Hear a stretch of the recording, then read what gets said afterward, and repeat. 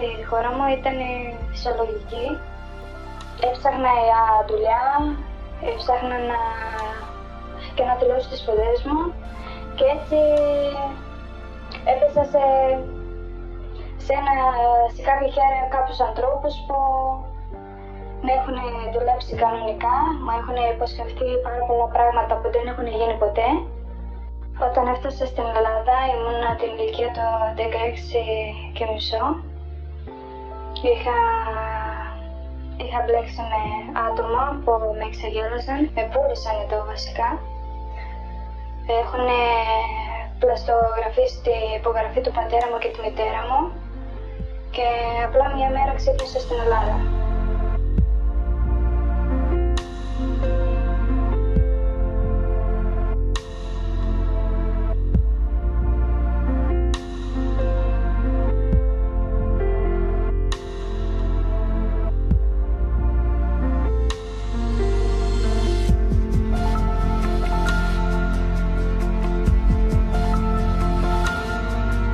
Ήταν δύσκολα.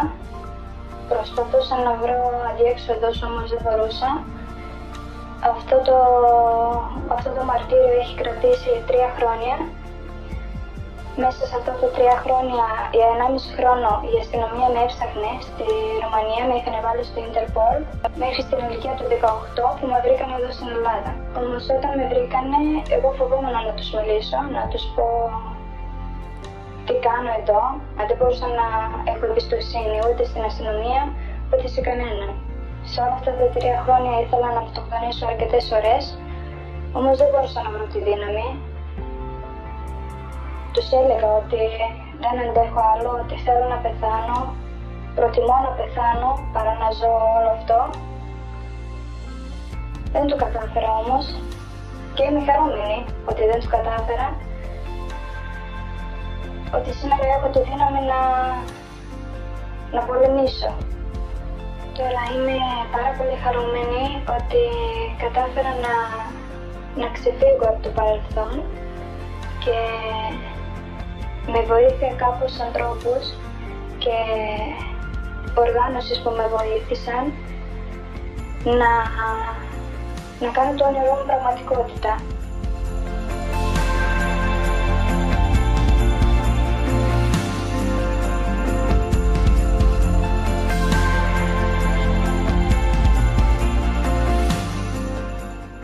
Σπουδάζω αυτό που δεν κατάφερα να σπουδάσω.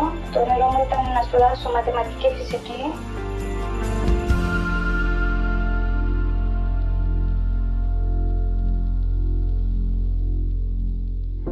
Όμως το ξέρω ότι τώρα έχω τη δύναμη να το ξαναξεκινήσω από την αρχή και να το κάνω πραγματικότητα.